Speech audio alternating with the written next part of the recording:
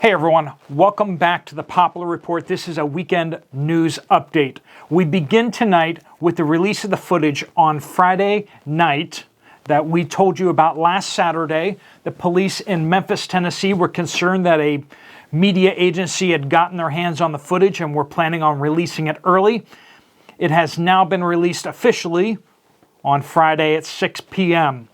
Rioting began in all the typical cities that you probably would expect. New York City, Atlanta, Seattle, Dallas, D.C., Philadelphia, Boston, and others.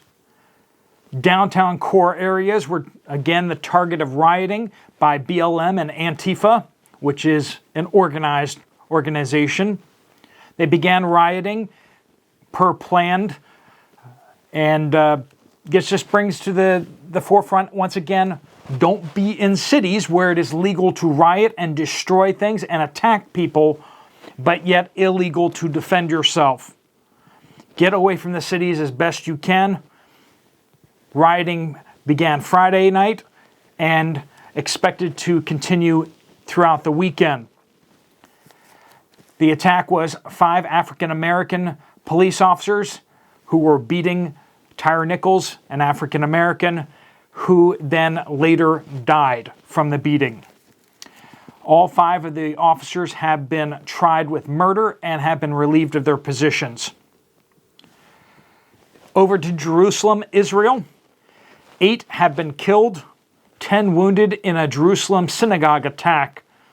A Palestinian terrorist opened fire as they were leaving the synagogue Friday night. In an apparent retribution for the West Bank raid on Thursday that killed 9 people in the West Bank. In a separate attack, a man and his son were shot and killed near the Wailing Wall, or the Western Wall, in Jerusalem. More shootings have occurred and continue to occur in gun-free California. 3 dead and 4 wounded in a party near Beverly Hills. And we're getting reports out that Ron DeSantis is reportedly quietly approaching potential staff for a presidential run. This is the firmest commitment we've seen so far that Ron DeSantis is moving forward with a presidential bid. No other word on any other folks getting into the race. Just now, Donald Trump has already declared his candidacy.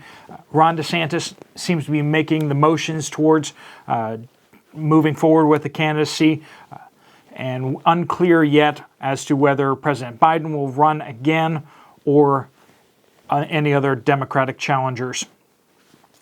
2022 was a record year for food stamps, highest level ever. Not only the most people receiving food stamps, but the most being spent per person on food stamps as well. From 2019, where $60 billion was spent on food stamps, to 2022, where $120 billion were spent. This is just from the federal government. Oftentimes there are matching programs from the states.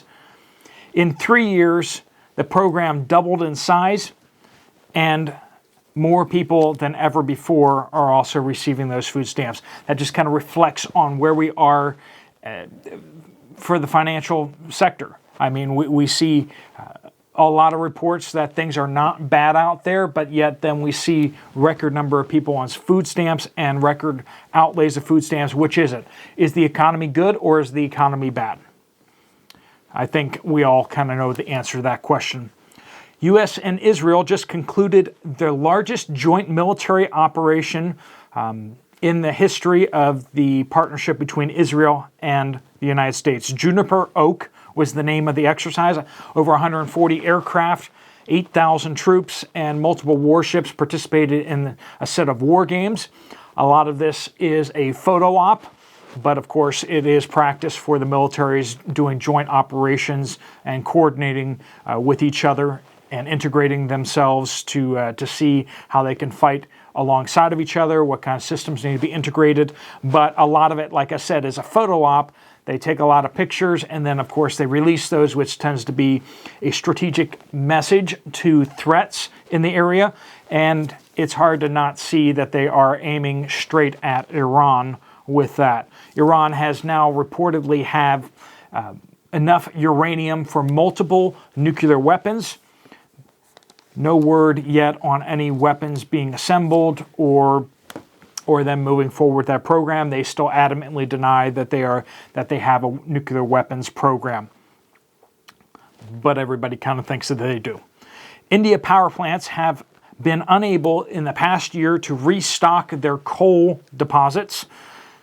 March and April last year, they had rolling blackouts because their coal-fired plants ran out of coal. As they've desperately tried to restock over this coming year, this past year, they have now gotten to the point where they are about the same place they are today as they were last year. That does not bode well for us as we go into March and April in India. They may have rolling blackouts once again. The demand for coal and the electricity has been so high that they just don't have enough rail cars. They cannot get it from the mines fast enough to the power plants. And that's what we're seeing going on there. That could have catastrophic consequences for that economy there. India has surpassed China now as the most populous country. So if you keep saying that China is the most populous country, you're now actually wrong.